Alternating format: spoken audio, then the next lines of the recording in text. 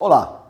Meados de agosto de 2021 e vivemos um momento um pouco conturbado, um momento difícil de se adjetivar. Mas enfim, no programa de hoje separamos 3 assuntos que são bastante atuais e importantes para você que é pequeno empresário. O primeiro deles é relativo à reforma tributária. Já era para ter sido votada na Câmara, já era para ter sido apreciada, há um substitutivo do Legislativo que já está na 5ª versão. A votação deveria ter ocorrido nessa última terça-feira, foi prorrogada, ao que tudo indica, para daqui a 2 ou 3 semanas. De mais importante na reforma tributária, haverá a conhecida e discutida tributação da distribuição de dividendos. Não há consenso, isso muda absolutamente tudo na vida do pequeno empresário, porque a tributação de 20% do valor que é distribuído reconfigura toda a operação da empresa. Fiquemos atentos às novidades, nos próximos programas trataremos dela. Por hora, não há nada de objetivo e já há uma corrente, inclusive, dizendo que a reforma teria feito água e não seria apreciada em tempo de viger no ano que vem. Portanto, reforma tributária pesada, difícil de ser digerida, 20% de alíquota de imposto de renda, mas por hora encontra-se em avaliação.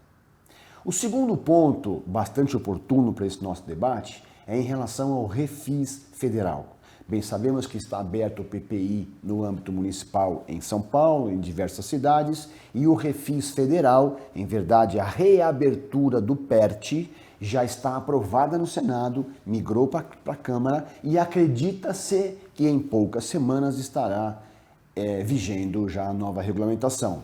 O novo Refis permitirá a readesão ao programa PERT com qualificadoras de redução de imposto. Então, não são todos os contribuintes que poderão aderir e, na medida em que houver maior prejuízo por força da Covid, a redução de multa e juros será maior. Empresas mais atingidas pela pandemia serão mais beneficiadas, o que nos parece bastante coerente e justo. Fiquemos atentos, nas próximas semanas teremos novidades a esse respeito. E o último ponto que eu trago aqui é em relação à MP, medida provisória 1040, a medida provisória que busca estabelecer melhores condições de mercado para as indústrias brasileiras. É uma medida provisória principiológica que traz diversas novidades que farão com que o mundo dos negócios, o mundo empresarial, seja mais fácil, menos burocratizado. São várias as alterações legislativas e eu separei aqui 3 para conversarmos de modo mais objetivo. A primeira delas é em relação à possibilidade de assembleias gerais ocorrerem por meio eletrônico.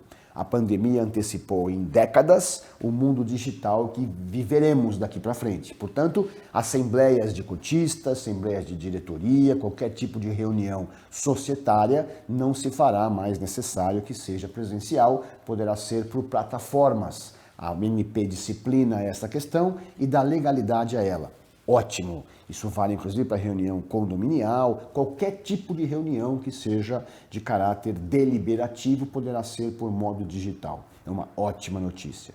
A segunda delas é a criação de uma classe de voto plural. Então, determinadas cotas poderão ter peso de até 10 vezes o seu valor nominal. Isso é muito bom, especialmente para empresas que estão começando agora, empresas desse mercado digital do século XXI, em que você, empreendedor, com 10% das cotas, poderá controlar a empresa se o seu 10% tiver um valor, um peso muito maior, como eu disse, tem até 10 vezes o das outras. Então, com 10% você pode ter o controle da empresa, o que torna o mundo muito mais atrativo para investidores, para apoiadores, em que buscaremos funding dessas operações. E um terceiro ponto, que também me parece bastante oportuno da MP, que já está para sanção presidencial, é o novo mecanismo de citação dos processos judiciais.